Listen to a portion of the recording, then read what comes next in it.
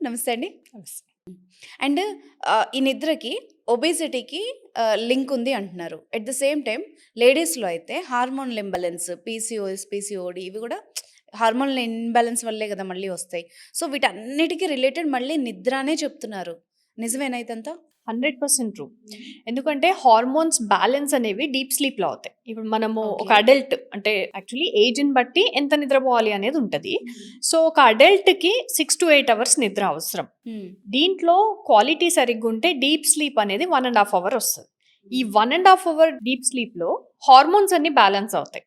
So, ఆ హార్మోన్స్‌లో metabolic hormones ఉంటాయి. ఫెర్టిలిటీ రిలేటెడ్ హార్మోన్స్ ఉంటాయి. హ్మ్. సో, ఎవ్రీథింగ్ ఇన్సులిన్ గానియండి, ghrelin, leptin, thyroid hormone, testosterone, oestrogen every hormone balance అవుతది. So, అప్పుడే మనకి ఎలాంటి హార్మోనల్ డిసార్డర్స్ రాకుండా ఉంటాయి.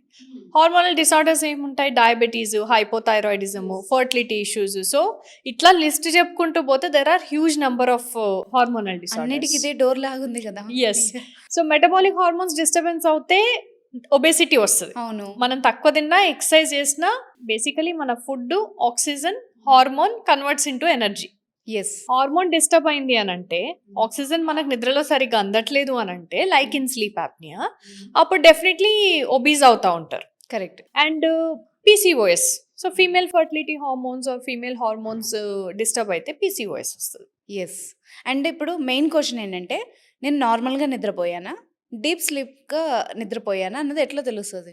సో, నార్మల్లీ దీనికి ఇవాల్యుయేషన్ ఎలా ఉంటదంటే, hmm. Just as a screening. అసలు ఓకే. నేను మంచిగా పడుకుంటున్నానా లేదా అని డౌట్ వస్తే ఫ్యూ థింగ్స్ చెక్ చేసుకోవాలి. ఒకటి క్వాంటిటీ.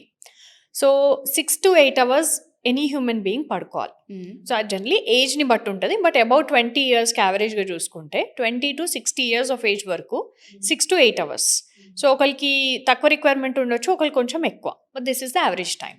మోర్ దాన్ 60 ఇయర్స్ ఉన్నోళ్ళకి 5 hours is also accepted. Okay. So, duration is compulsory and అది కంటిన్యూస్ ఉండాలి. కొంతమంది అడుగుతారు 2 అవర్స్ పడుకొని లేసి మళ్ళీ పడుకొని మళ్ళీ లేస్తే ఓకేనా అని. No, not okay. So, 6 hours continuous sleep is important.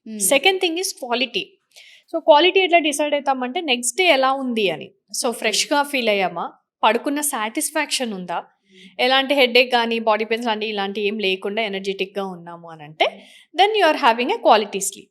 Third thing is underlying conditions. అంటే షుగరు, బీపీ ఆల్రెడీ ఉన్న వాళ్ళలో అవి పెరగకుండా ఉంటున్నాయా? ఆల్రెడీ మెడికేషన్స్ ఎవరైతే తీసుకుంటున్నారో వాళ్ళు అది ఇంకా ఇంక్రీజ్ అవ్వకుండా ఉండడం. ఇప్పుడు ఒక షుగర్ పేషెంట్ ఉన్నారు. వాళ్ళు ఒకవేళ తినే ఫుడ్ సేమ్ ఉంది. ఓకే. అండ్ ఎక్సర్సైజ్ చేస్తున్నారు. అంతా మెయింటైన్ చేస్తున్నారు. అదర్ ఫ్యాక్టర్స్ సేమ్ ఉన్నాయి. కానీ మెడికేషన్ డోస్ ఇంక్రీజ్ అవుతుంది. సో, దీనికి మన స్లీప్ ఏమైనా ప్రాబ్లమ్ ఉందా అనేది చూసుకోవాలి.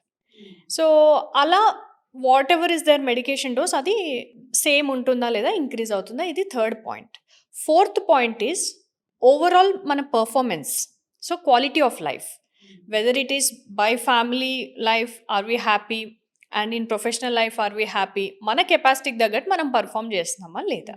So, this is also important about sleep.